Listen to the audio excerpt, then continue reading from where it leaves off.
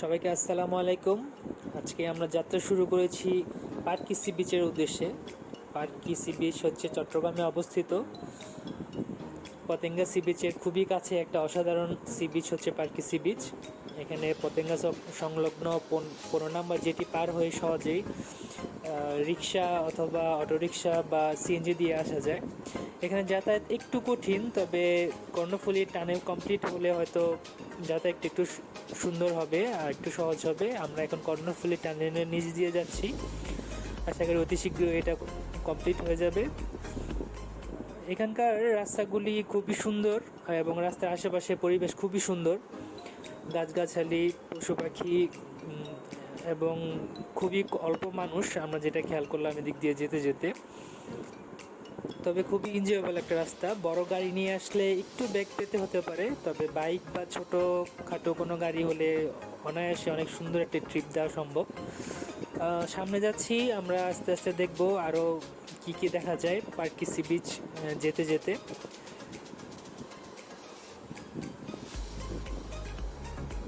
এখানে নর্মালি ছোটোখাটো গাড়িগুলি বেশি দেখা যাচ্ছে, সিএনজি বা অটোরিকশা, মাঝে মাঝে বাইক বা সাইকেল। রাস্তাঘাটও একটু অনুন্নত, তবে হয়তো এগুলি কনস্ট্রাকশনের কাজ চলছে, অচিরেই হয়তো ভালো হয়ে যাবে। আমাদের খুব বেশি প্রবলেম হচ্ছে না, তবে যদি বড় কোনো গাড়ি নিয়ে ঢোকা হয় এই রাস্তায় একটু সমস্যা হতে পারে।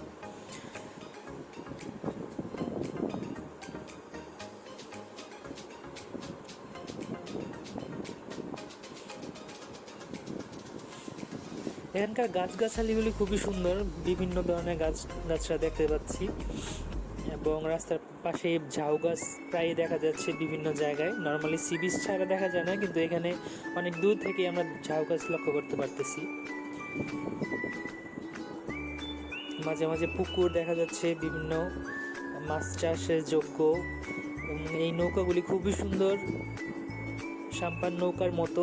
এগুলি এখন এখন ভাটার সময়, এজন্য পানি খুবই কম। নৌকাগুলি খুব সম্ভবত মাছ ধরার কাজে ব্যবহার করা হয়। এখন যেহেতু পানি নেই, এখন এগুলি উপরে দেখতে পাচ্ছি, পানি আসলে এগুলি হয়তো মাছ ধরার কাজ করতে পারবে। আমরা পার্কি সি বিচের খুবই কাছাকাছি চলে আসছি। দূর থেকে আমরা হালকা হালকা সমুদ্র দেখতে পাচ্ছি এবং সমুদ্রের পাশে যে বড় ঝাউ গাছগুলি ওগুলো একটু একটু দেখতে পাচ্ছি। এখানে লোকজনের জীবন ব্যবস্থা খুবই স্বাভাবিক, ওদের ড্রেস আপ থেকে যতখানি বোঝা যাচ্ছে। রাস্তাগুলিও খুব সুন্দর। আমরা ঝাউ গাছের পাশাপাশি অনেক অনেক ধরনের বড় বড় লম্বা লম্বা গাছ, কড়ই গাছ দেখতে পাচ্ছি, যেগুলি রাস্তার সৌন্দর্য খুবই বৃদ্ধি করেছে। দেখি তাহলে আমাদের পার্কি সি বিচটা কেমন হয় বা সি বিচটা দেখতে কেমন হয় সেই অপেক্ষায় আছি। পার্কি সি বিচের ঢুকতে যেই রাস্তা, ওই রাস্তা আমরা এখন চলে আসছি। রাস্তাটা একটু সরু, তবে রাস্তার আশেপাশে দোকানপাট আছে। দোকানপাট আগে ছিল না, আরও অনেক বছর আগে, তবে এখন দেখা যাচ্ছে।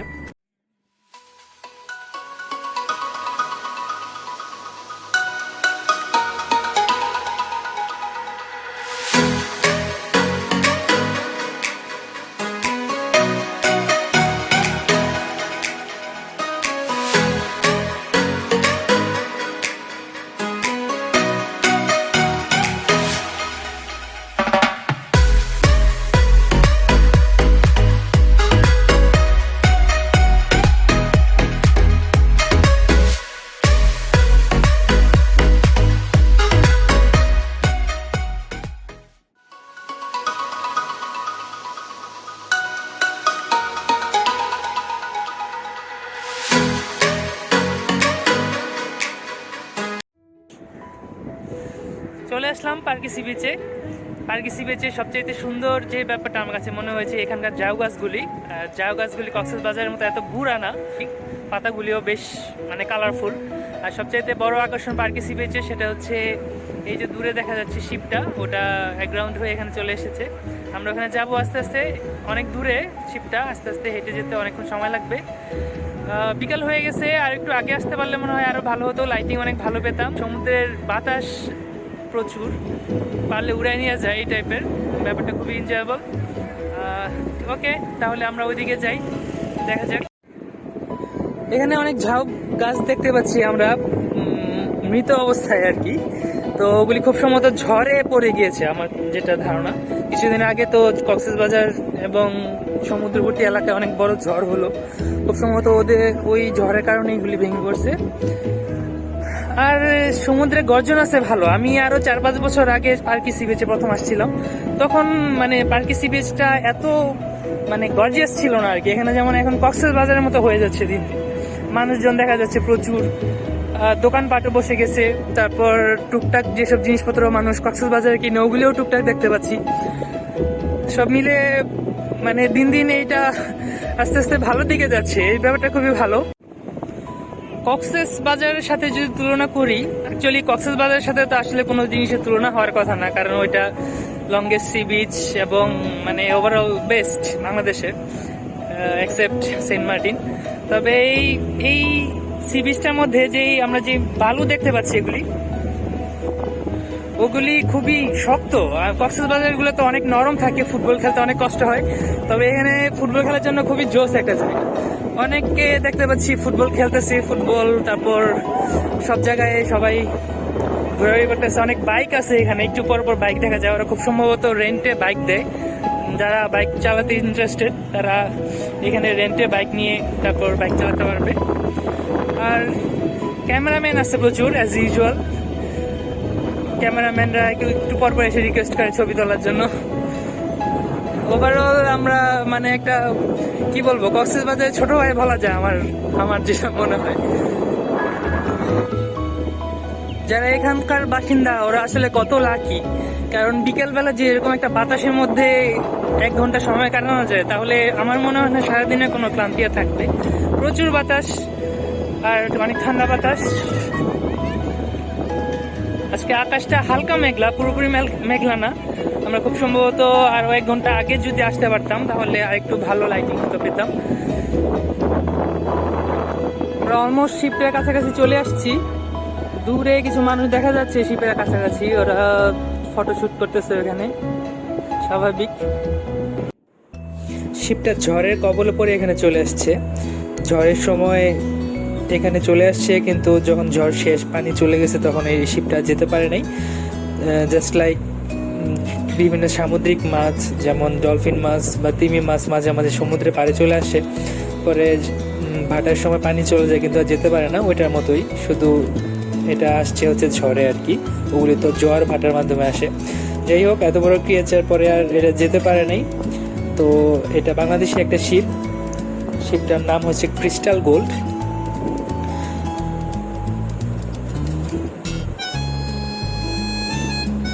শিপটা একটা বাল্ক ক্যারিয়ার। অনেকে এই দিকটা, এই যে এই শিকলটা দিয়ে উপরে ওঠার চেষ্টা করে, এটা খুবই ডেঞ্জারাস একটা ব্যাপার, এটা করা উচিত না। আপনারা যদি কখনো আসেন তাহলে এটা অবশ্যই করবেন না। এখানে প্রচুর বাইক পাওয়া যায়, রেন্টের বাইক, আমি আগেও বলেছি অলরেডি। বাইকগুলি এখানেই থাকে, ওখানে গিয়ে কন্ট্যাক্ট করলে ইজিলি এগুলি চালানো যায় এখানে। আর জায়গাটা খুবই ভালো বাইক চালানোর জন্য, যেহেতু মাটি অনেক শক্ত।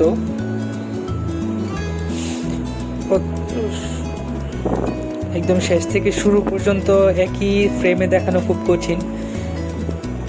আমরা তারপরে একটু ঘুরে দেখি শিপটা কিভাবে, এটা এখন কোন অবস্থায় আছে। নর্মালি শিপের 2টা অ্যাঙ্কর থাকে, অ্যাঙ্কর চেইন থাকে, যে আমরা যে চেইনটা দেখতে পাচ্ছি এটা অ্যাঙ্কর চেইন। তো 2 পাশে 2টা অ্যাঙ্কর চেইন, একটা তো এই পাশে আছে, আরেকটা ওই পাশে। অনেকে এখানকার ছবি তোলে শিপটার মানে কত বড় ওইটা আইডিয়া পাওয়ার জন্য, কিন্তু ছবিতে আসলে বোঝা খুবই কঠিন, বাস্তবে দেখলে অনেকটাই বেশি ক্লিয়ার হয়।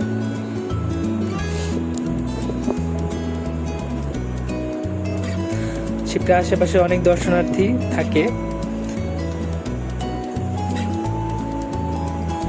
শিপটা যে অবস্থায় আছে এখান থেকে মানে এটাকে ফিরিয়ে নেওয়া অলমোস্ট ইম্পসিবল। আর যেহেতু এখানে অনেক দিন ধরে এটা পড়ে আছে, তো এটা অলমোস্ট স্ক্র্যাপড হয়েই গেছে। কিন্তু আমার মনে হয় না এখান থেকে মানে এটা যেতে পারবে, বা এটা এখান থেকে কেটে নেওয়াটা অলমোস্ট ইম্পসিবল বা খুবই কঠিন হবে কাজটা, তো এই জন্যই এটা এখানে এখনো আছে।